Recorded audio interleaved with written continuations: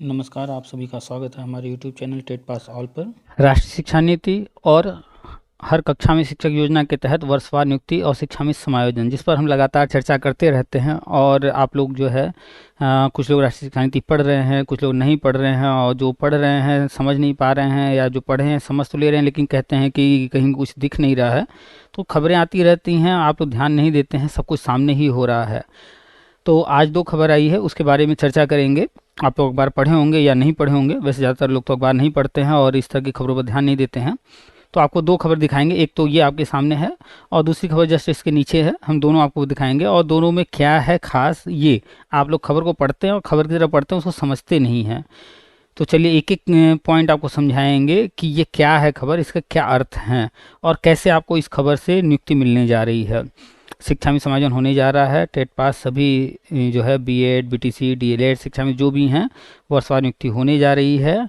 और जो कुछ भी हम ग्रुप में डालते रहते हैं, अपने चैनल पर बताते रहते हैं, वो सब होने जा रहा है और होता हुआ दिख भी रहा है। जैसा कि आपने देखा, इंटरव्यू की बात हम किए थे, वो हो चुका है।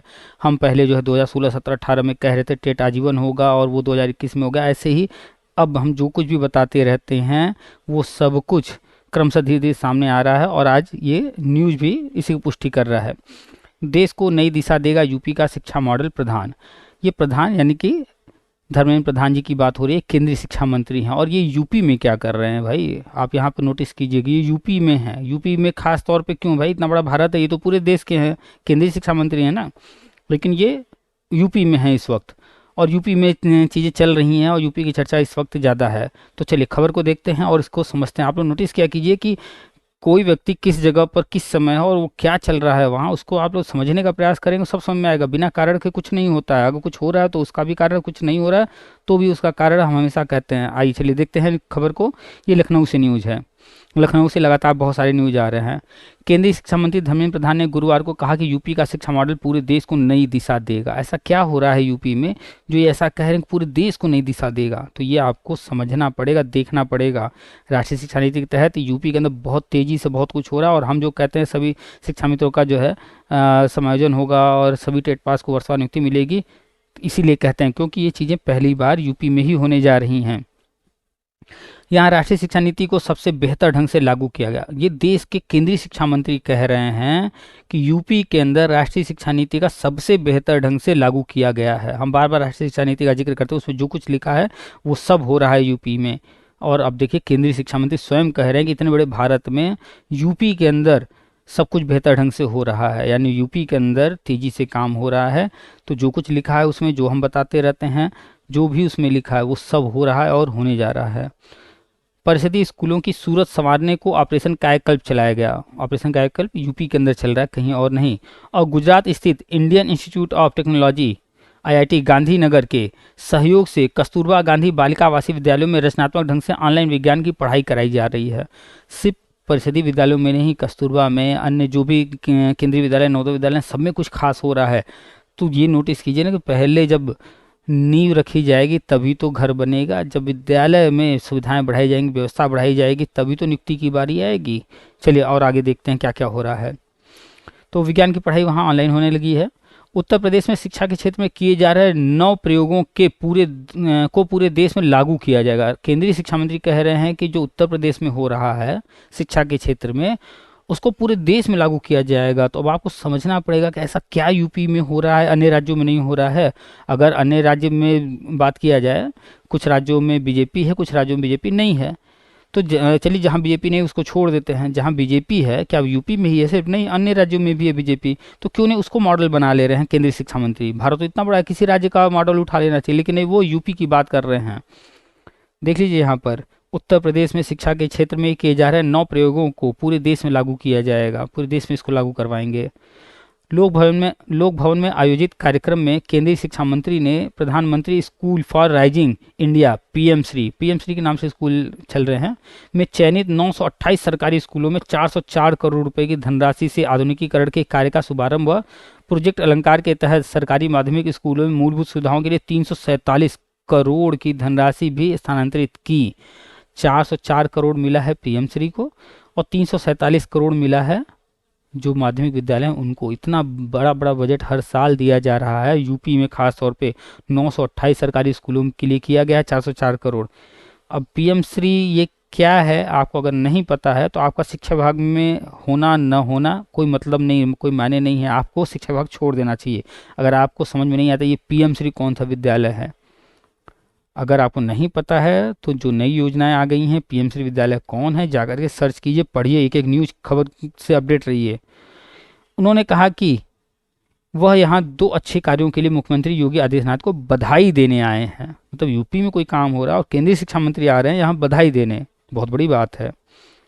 पहला भगवान श्री राम का भव्य मंदिर उनके नेतृत्व में निर्मित हो रहा है, ये तो आप लोग देख ही रहे हैं, भगवान राम का मंदिर 21 तारीख को है।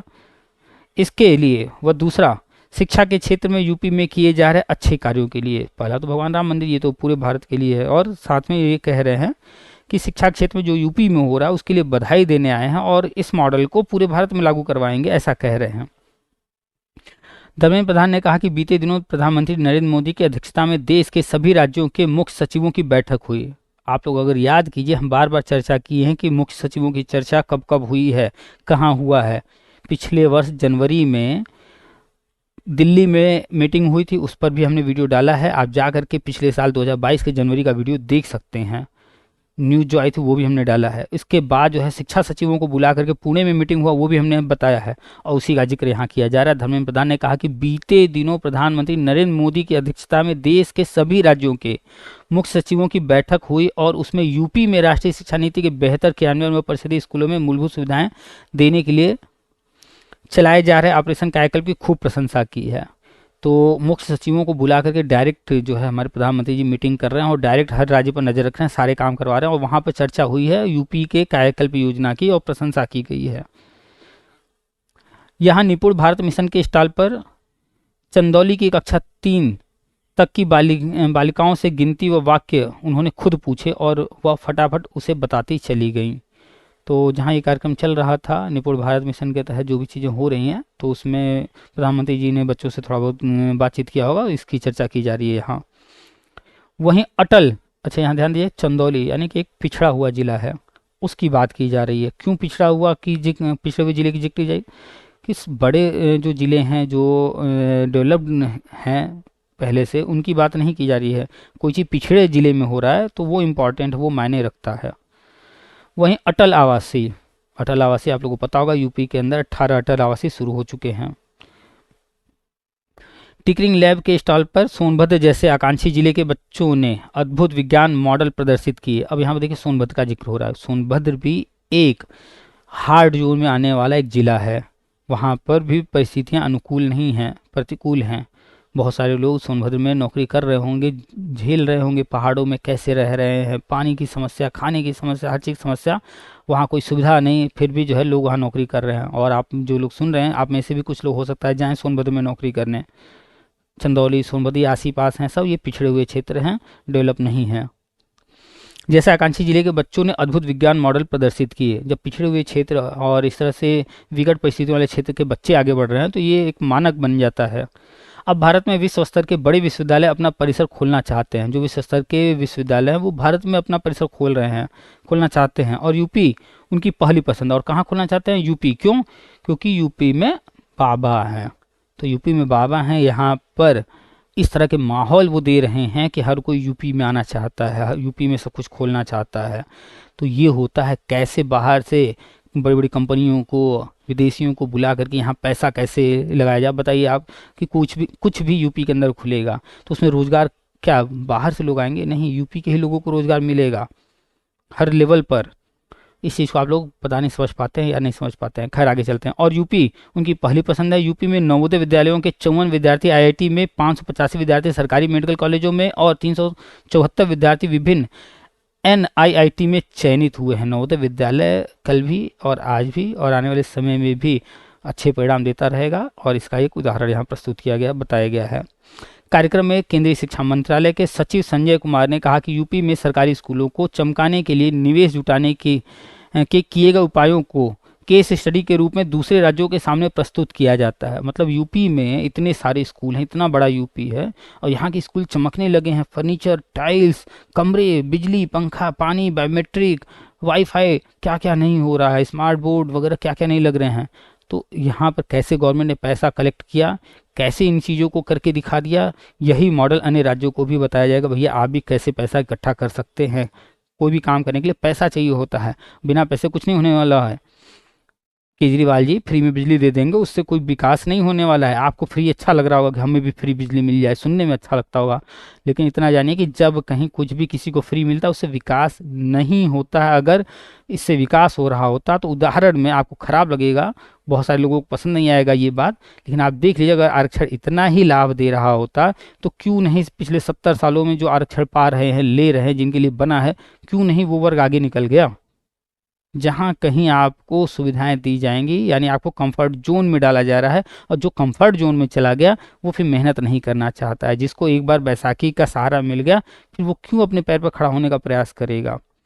तो कहीं भी अगर कुछ भी फ्री मिल रहा है तो उसके परिणाम तो मिलेंगे ही मिलेंगे, दुष्परिणाम भी मिलेंगे। कभी भी ऐसा हो ही नहीं सकता कि एक ही पहलू हो, उसके दूसरे पहलू भी हैं, तो लोग दूसरे पहलू को नहीं देखते हैं। खैर हम ज़्यादा बात नहीं करेंगे। आरक्षण एक ऐसा मुद्दा है जिस पर पक्ष में बात किया जाए या विपक्ष में बात किया जाए, दोनों के विरोधी मिल जाएंगे, तो फिर कोई मतलब ही नहीं उस पर बात करने का, क्योंकि लोग तार्किक बात नहीं करना चाहते हैं। और हम आरक्षण के फेवर में हैं, हमेशा रहे हैं। आरक्षण दिया जाना चाहिए, लेकिन समय के साथ उसमें बदलाव आवश्यक है। किस तरह के जो परिस्थितियां हैं, किसको मिलना चाहिए, कौन से पैमाने होने चाहिए, कौन से मानक होने चाहिए, उसका चयन करके उस आधार पर दिया जाना चाहिए। आरक्षण बिल्कुल मिलना चाहिए, हम उसके पक्ष में, नेगेटिव मत होइएगा हमारी बातों को सुन करके। चलिए आगे चलते हैं। तो जो यूपी में हो रहा है उसका केस स्टडी करके दूसरे राज्यों के सामने प्रस्तुत किया जाता है। कार्यक्रम में जिला शिक्षा एवं प्रशिक्षण संस्थान यानी कि डाइट के 9 चयनित वरिष्ठ प्रवक्ताओं व जिला बेसिक शिक्षा अधिकारियों को नियुक्ति पत्र और परिषदीय स्कूलों के शिक्षकों को टैबलेट भी बांटे गए।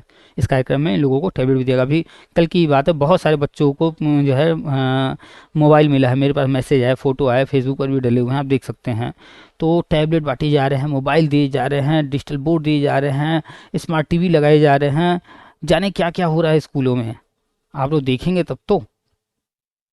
कार्यक्रम में कृषि मंत्री सूर्य प्रताप शाही, माध्यमिक शिक्षा मंत्री राज्य मंत्री स्वतंत्र प्रभार, गुलाब देवी बेसिक शिक्षा राज्य मंत्री स्वतंत्र प्रभार,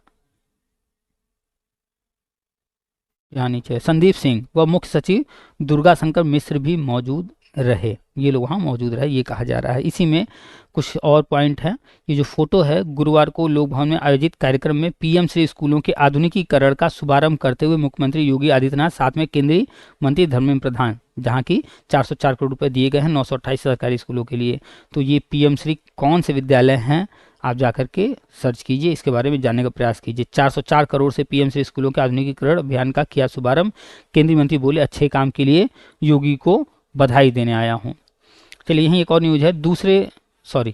पहले देश भर के विद्यार्थी नकल के लिए यहाँ लेते थे दाखिला। ये योगी जी कह रहे हैं कि पहले जो है दूसरे राज्यों से, अन्य जगहों से लोग आते थे यूपी में नकल के लिए कि यहाँ पर नकल से पास हो जाएंगे। कार्यक्रम में मुख्यमंत्री योगी आदित्यनाथ ने कहा कि वह 2017 से पहले देश भर से छात्र यहाँ यूपी बोर्ड परीक्षा में नकल के लिए दाखिला लेते थे कि नकल हो जाएगा, अच्छे नंबर मिल जाएंगे और सर्टिफिकेट मिल जाएगा, वाह वाह बहुत अच्छे नंबर से हम पास हो गए हैं, गांव में, शहर में, रिश्तेदार में दिखाएंगे, अरे वाह हम तो बहुत पढ़ने वाले हैं। ऐसा ही होता है। 80% जो है पुराने जो भी बीएड वाले हैं, बीटीसी वाले हैं, शिक्षा मित्र हैं, अनुदेशक हैं, वो ऐसे ही सर्टिफिकेट लेकर के हैं। 80% या उससे ज़्यादा। लोगों को लगता होगा हम सिर्फ शिक्षा मित्र को बोलते हैं, नहीं, 80%, 90% बीएड वाले, बीटीसी, डीएलएड, ये सब वही हैं जिनकी बात यहाँ की जा रही है। नकल के लिए दाखिला लेते थे। भाजपा की सरकार बनते ही नकल पर प्रभावी नकेल कसी गई।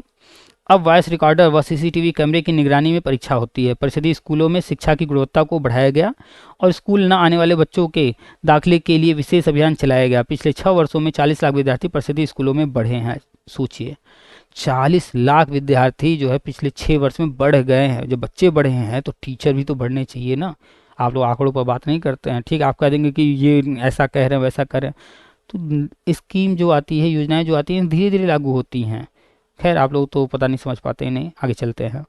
योगी ने कहा कि पीएम श्री स्कूल योजना आज की सबसे बड़ी आवश्यकता है, क्योंकि इससे विद्यार्थियों को अत्याधुनिक सुविधाएं मिलेंगी।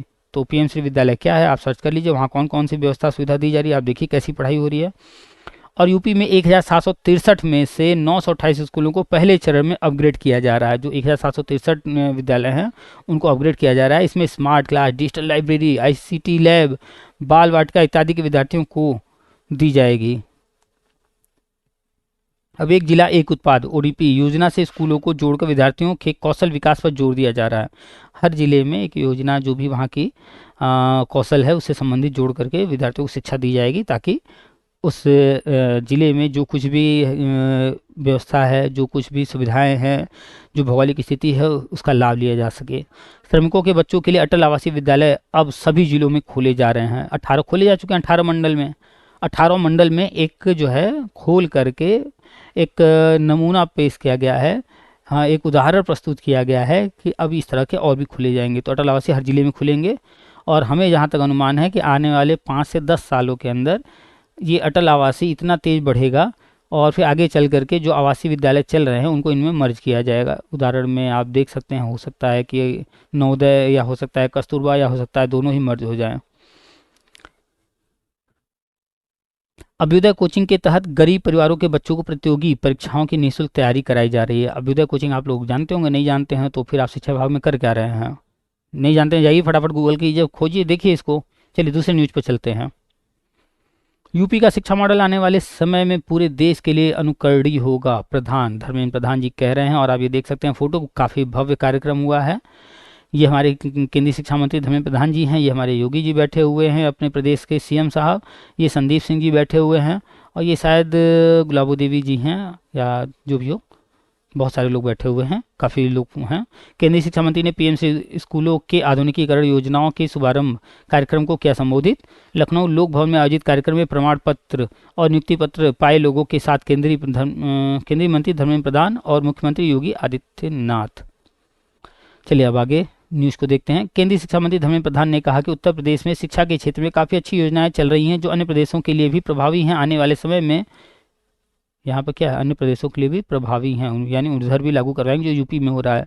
आने वाले समय में यूपी का शिक्षा मॉडल पूरे देश का मॉडल बनेगा। वे बृहस्पतिवार को लोक भवन में पीएम श्री स्कूलों के आधुनिकीकरण की योजनाओं के शुभारंभ कार्यक्रम को संबोधित कर रहे थे। उन्होंने कहा कि देश में 26 करोड़ बच्चे पढ़ते हैं, इसमें से लगभग 18% यानी 4 करोड़ यूपी में ही हैं। अब सोचिए कि जो है उन्होंने क्या कहा कि 26 करोड़ बच्चे देश में पढ़ रहे हैं, उसमें से 18% यानी कि 4 करोड़ बच्चे तो सिर्फ यूपी में ही हैं। बिना यूपी के आगे के विकसित भारत की संकल्पना संभव नहीं है। यूपी का विकास हुए बिना पूरे भारत का विकास संभव ही नहीं है। कहा कि आज कई लोगों को नियुक्ति पत्र, टैबलेट मिला है, वहाँ पर नियुक्ति पत्र बांटे गए हैं, टैबलेट बांटा गया है। यूपी के 928 स्कूल पीएम श्री में उच्चीकृत होंगे। लगभग 1000 विद्यालयों पर 4000 करोड़ रुपए का निवेश होगा। निवेश मतलब इन्वेस्टमेंट। इस मौके पर मुख्यमंत्री योगी ने कहा कि प्रदेश में बेसिक के 96% विद्यालयों को ऑपरेशन कायाकल्प में अपग्रेड किया गया है। यहाँ कक्षाएं, शौचालय, लैब, स्मार्ट क्लास की सुविधाएं जन सहभागिता से विकसित की है। इसमें पूर्व छात्र आधारित नेता सभी ने सहयोग किया। पीएम श्री स्कूल आज की जरूरत है, एक अभिनव प्रयोग है। सीएम ने कहा कि पीएम श्री योजना के तहत आईसीटी लैब, स्मार्ट क्लास, बाल वाटिका यूनिट, विज्ञान प्रयोगशाला आदि की व्यवस्था होगी। बाल वाटिका आप समझ रहे होंगे, प्री प्राइमरी व्यवस्था होगी। पहले चरण में 928 चयनित विद्यालय कक्षा 1 से 12वीं क्लास तक अपग्रेड होंगे। इनका इंटीग्रेटेड कैंपस होगा। सीएम ने कहा कि ड्रॉप आउट रोकने के लिए स्कूल चलो अभियान शुरू किया गया है। आज 40 लाख बच्चे स्कूलों में बढ़े हैं। 57 जिलों में इंटीग्रेटेड विद्यालय का निर्माण हो रहा है। इंटीग्रेटेड मतलब कंपोजिट विद्यालय जो हैं उनकी बात कर लिया जाए। इसके लिए 1000 करोड़ रुपए अलॉट किए जा चुके हैं। यह सभी आधुनिक सुविधाओं से युक्त होंगे। इससे पहले सीएम, केंद्रीय शिक्षा मंत्री व अन्य अतिथियों ने निपुण भारत मिशन, अटल टिकरिंग लैब की प्रदर्शनी देखी। इस अवसर पर कृषि मंत्री सूर्य प्रताप शाही, मुख्य सचिव दुर्गा शंकर मिश्र, अपर मुख्य सचिव माध्यमिक शिक्षा दीपक कुमार समेत कई मौजूद रहे। तो ये न्यूज हो गया। और यहाँ पर भी कुछ छोटे छोटे न्यूज हैं। यूपी को जल्द घोषित करेंगे निपुण प्रदेश, ये संदीप सिंह जी ने कहा है। बेसिक शिक्षा राज्य मंत्री स्वतंत्र प्रभार संदीप सिंह ने कहा कि ऑपरेशन कायाकल्प में गला थोड़ा सूख गया, बोलते बोलते अटक जा रहे हैं। कायाकल्प में 1.35 लाख विद्यालयों में 19 बिंदुओं पर विकास किया गया है। यूपी को निपुण प्रदेश बनाने का लक्ष्य जल्द पूरा करेंगे। माध्यमिक शिक्षा राज्य मंत्री स्वतंत्र प्रभार गुलाब देवी ने कहा कि, गुलाब देवी ये देख रहे हैं शायद यही है, ने कहा कि पिछड़े व दुर्गम क्षेत्र के माध्यमिक विद्यालय खोलने और प्रोजेक्ट अलंकार से पुराने विद्यालय का कायाकल्प किया जा रहा है। केंद्रीय शिक्षा मंत्रालय के सचिव संजय कुमार ने यूपी की स्कूली शिक्षा व्यवस्था व योजनाओं को सराहा। आज पूरी दुनिया राम में, यूपी उसका केंद्र बिंदु। धर्मेंद्र प्रधान ने कहा कि मैं यहाँ पीएम और यूपी के सीएम का आभार व्यक्त करता हूँ कि उन्होंने 500 साल की प्रतीक्षा को समाप्त किया। आपके नेतृत्व के कारण ही प्रभु श्री राम के दिव्य भव्य मंदिर के लोकार्पण की घड़ी आई है। आज दुनिया राममय है, यूपी इसका केंद्र बिंदु बना है। कुछ लोगों को इससे जो है बरनाल की जरूरत पड़ेगी। इस तरह की न्यूज़ उनको जो है हजम नहीं होती है। कभी भी कोई भी देश, कोई भी अर्थव्यवस्था तब तक विकास नहीं कर सकता जब तक बैलेंस न बना हो हर क्षेत्र में। तो ये भी आवश्यक है। धर्म एक राह दिखाता है, मार्गदर्शन करता है। तो खैर बहुत सारे लोगों को समझ में आता है, उन्हें समझाने की ज़रूरत नहीं है। जिनको समझ में नहीं आता है उनको भी समझाने की ज़रूरत नहीं है, उनको आने वाला नहीं है समझ में। तो चलिए, ये एक अपडेट था। जो भी हम बताते हैं, जो कुछ भी हमें खबर मिलती है, कहीं सूचना मिलती है, वो आपको बताते रहते हैं। और राष्ट्रीय शिक्षा नीति में जो कुछ है उसी पर हम चर्चा करते हैं। आप देख सकते हैं सब कुछ उसी के अनुसार हो रहा है। तो जितने भी शिक्षा मित्र हैं, टेट पास हैं या सी टेट पास हैं या नहीं है, तो जल्दी से कर लीजिए। प्री प्राइमरी में आप सहायक अध्यापक 2024 में बन जाएंगे। उम्मीद था 2023 में ही, लेकिन थोड़ा सा विलम्ब है, कोई बात नहीं, 2024 में हो जाएंगे। और जो भी टेट पास कैंडिडेट हैं, चाहे वो बीएड हो, बीटीसी हो, शिक्षा में तो कोई भी सहायक अध्यापक के रूप में प्री प्राइमरी नियुक्ति मिलने जा रही है वर्षवार। और जो टेट पास शिक्षा में तो नहीं है भैया प्राइमरी से, तो आपको जाना पड़ेगा साफ साफ। और आपको जाना है कहाँ? प्री प्राइमरी में, वो भी जब गवर्नमेंट लेकर के जाएगी तब। और वहाँ लेकर जाती है तो कब कितना देगी वो समय बताएगा। वैसा अनुमान है कि वहाँ भी 30 से 35 हज़ार रुपये मिलेंगे। तो भैया जी लोग तैयार हो जाइए। सारी चीज़ जो हम बताते हैं वो समय आ गया। आप मानिए मत मानिए, अभी कहानी कुछ वैसी ही आपको लगती होगी जैसे वो एक व्यक्ति था गांव में, रोज बिना मतलब का चिल्लाता था, शेर आया बेवकूफ़ बनाता था, सबको मजाक उड़ाता था। एक दिन सच में शेर आया तो उसने चिल्लाया, पर लोग जो है माने नहीं और फिर हादसा हो गया। तो हम भी लगातार हर चीज़ अपडेट बताते रहते हैं। गवर्नमेंट की चीज़ें हैं, आगे पीछे होनी हैं। तो आप लोग पता नहीं मानते हैं नहीं मानते हैं, लेकिन अब जब सब कुछ सामने आ चुका है, इंटरव्यू अनिवार्य किया जा चुका है, अन्य सारी चीज़ें सामने आ रही हैं, अगर अब भी आप फोकस नहीं कर रहे हैं, ध्यान नहीं दे रहे हैं, तो आपके साथ भी हादसा होगा। सामने से नियुक्ति निकल जाएगी, सामने से नौकरी निकल जाएगी। तो नौकरी करना है तो भाई पढ़ना शुरू कर दीजिए। पढ़ाई के अलावा और कुछ करते तो नहीं हैं। अगर आप जो है कहीं पर याची बन रहे हैं तो आप बिल्कुल मूर्ख हैं, गधे हैं। अगर आप कहीं धरना वरना के चक्कर में हैं तो आप तब भी गधे हैं। इन सबसे कुछ नहीं होता है, कुछ भी नहीं होता है इन सब से। आप मूर्ख हैं, हम स्पष्ट बोलते हैं भाई, आप मूर्ख हैं एकदम अगर इन चक्करों में पड़े हैं। अभी भी बहुत सारे लोग याची बन रहे हैं, पैसे दे रहे हैं, एकदम आप गधे हैं, गलत जगह आ गए हैं। शिक्षा का क्षेत्र आपके लिए है ही नहीं। जब आप गधे हैं तो फिर अपने जैसा ही गधा ही तो बनाएंगे लोगों को। मत आइए इस क्षेत्र में, निकल लीजिए यहाँ से। भगवान से हम प्रार्थना करेंगे आप जैसे लोगों को जो याची वाची बन रहे हैं उनको गलती से भी नौकरी ना मिले। ये गधे जब खुद जो है नहीं समझ पाते हैं क्या उचित है क्या अनुचित है, क्या सिखाएंगे किसी और को सही गलत का जो है पहचान करना, निर्णय लेना। खैर, हमारे बोलने से क्या होगा, जो बेहया है वो बेहया ही रहेगा, बदल नहीं जाएगा हमारे कहने से। जो मूर्ख है वो मूर्ख ही रहेगा। तो चलिए, ये अपडेट था, आप तक पहुंचाने का प्रयास किए हैं। आप वीडियो हमारे देखते हैं तो लाइक कर दिया कीजिए, कमेंट कर दिया कीजिए। वीडियो अच्छी लगती हो तो शेयर भी कर दिया कीजिए। चैनल को सब्सक्राइब नहीं किए हैं तो सब्सक्राइब कर लीजिए और बेल आइकन जरूर से दबा दीजिए, जिससे आने वाले वीडियो के नोटिफिकेशन आपको मिलते रहें। और जो भी आप लोगों को जानना हो, जो कुछ भी आपके मन में क्वेरीज हों, सवाल हों, उनको कमेंट में लिखा कीजिए। व्हाट्सएप पर भी जो है चैनल है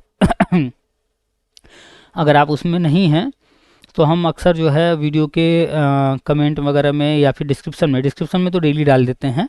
हर वीडियो के डिस्क्रिप्शन में आपको लिंक मिल जाएगा, व्हाट्सएप चैनल का लिंक, आप उससे भी जुड़ जाइए। वहाँ पर भी बहुत सारी चीज़ें दी जाती हैं। तो अपडेट रहिए, कनेक्ट रहिए, जुड़े रहिए। व्हाट्सएप से जुड़े रहिए, टेलीग्राम पर भी है टेट पास ऑल, वहाँ सर्च करके जुड़े रहिए। फेसबुक पर भी है, जुड़े रहिए। हर जगह जुड़े रहिए, लेटेस्ट अपडेट पाते रहिए, पॉजिटिव रहिए, खुशहाल रहिए, मस्त रहिए, पैसा कमाते रहिए। और बस ज्वाइनिंग अब होने जा रही है, कायाकल्प आपका भी होने जा रहा है। चलिए फिर मिलते हैं नेक्स्ट वीडियो में, फिर डिटेल चर्चा होगी किसी और टॉपिक पर।